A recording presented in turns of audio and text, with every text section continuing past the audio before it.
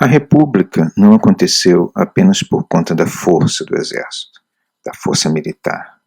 Na verdade, a República aconteceu por conta da força moral do Exército.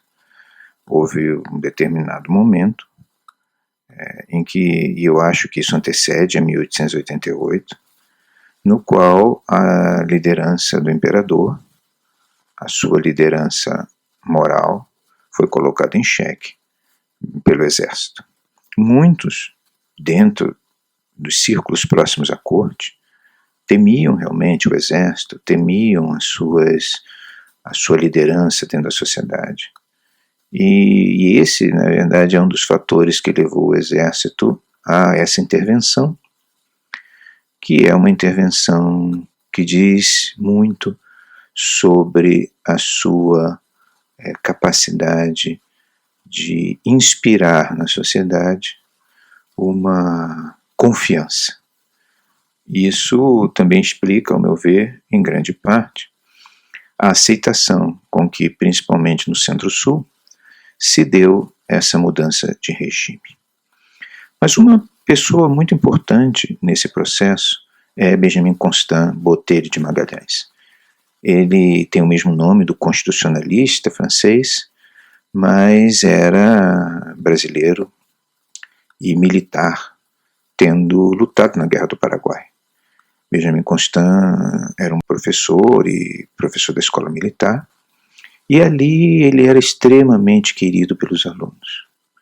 Ele tinha uma liderança grande entre os jovens oficiais, e naquela época, onde a Igreja Católica era uma igreja frágil, governada pelo imperador e desprovida assim de preocupações doutrinárias mais intensas.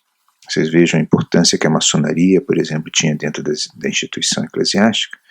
Ele, como muitos outros, se sentia livre o suficiente para investigar novas experiências religiosas e se aproximou do positivismo de Augusto Comte, principalmente da sua última fase, a fase religiosa, que no Brasil teve uma importância grande, né, principalmente nesses meios militares e em alguns meios intelectuais, por um certo tempo.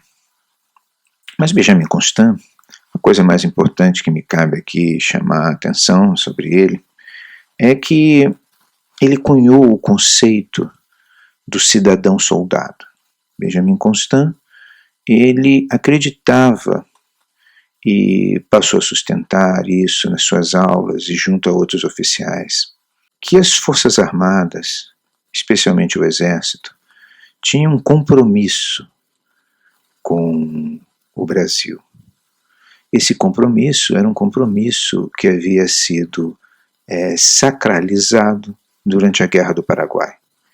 E essa sacralização do compromisso com o Brasil exigia do soldado, quer dizer, do militar, a disposição de agir como cidadão, ou seja, agir de dentro das Forças Armadas como um indivíduo preocupado com os rumos da nação.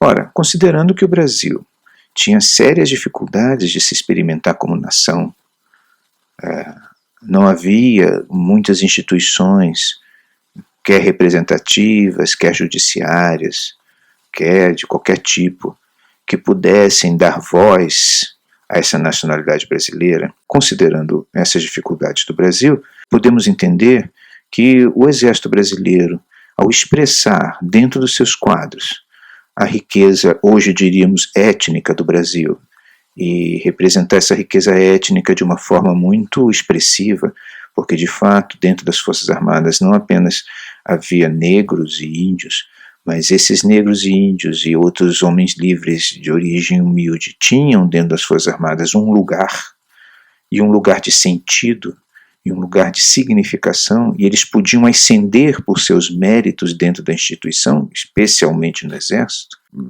É claro que o Exército passava a ser uma instituição que representava uma nacionalidade não representada claramente em qualquer outra instituição, já que a representação política era falha, era precária, e o sistema judiciário absolutamente precário e privado, né, voltado apenas para interesses muito específicos.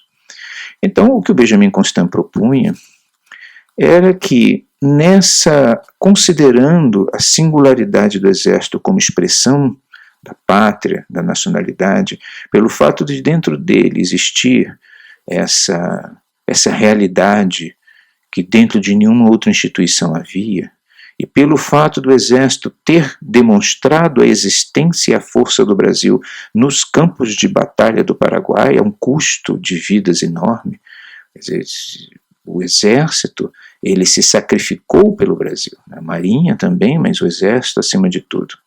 Ele achava que os soldados tinham uma responsabilidade com a sociedade. Eles tinham uma responsabilidade moral e política com o destino da nação, porque dentro do Exército, a nação, a pátria, melhor dizendo, era uma realidade. O Brasil era uma realidade vivida na sua pluralidade, na sua complexidade e na unidade dos seus objetivos e do seu destino. Assim, dizia Benjamin Constant, o Exército deve intervir quando ele é chamado a defender a liberdade ameaçada pelo poder público despótico e quando o povo não encontra nos meios regulares de opinião os recursos de sua defesa política e social. E mais ainda, dizia Benjamin Constant, a causa do Exército é a santa causa do progresso material e moral da nossa pátria, da qual foi ele e será sempre a mais digna, a mais eficaz e a mais sólida garantia. Então a tese do cidadão-soldado, que implica numa politização da ação dos militares, ela conquistou a oficialidade militar no final dos anos 80 e Benjamin Constant foi um desses promotores. Alunos, estudantes, né, assinaram a sangue manifestos de lealdade a Benjamin Constant. E ele é uma das mentes políticas, portanto, que estão por trás do movimento civil-militar de 15 de novembro de 1889, que depôs o imperador. Tanto que ele foi logo guindado à posição de ministro, foi promovido a general, e guindado à posição de ministro da guerra. E ele não viveu muito depois disso. Ele tem discussões dentro do ministério, do primeiro ministério do governo provisório, com o general Deodoro, que foi o grande líder desse movimento, mas o seu pensamento, a sua ideia de que as Forças Armadas, por terem esse compromisso muito particular com a pátria, com a nação, devem ter responsabilidades também diante da pátria, da nação, e são responsabilidades morais e responsabilidades políticas, essa ideia marcou a história do Exército e das Forças Armadas brasileiras. E determinou o papel, e está por trás do papel político particular que as Forças Armadas terão ao longo da história da República.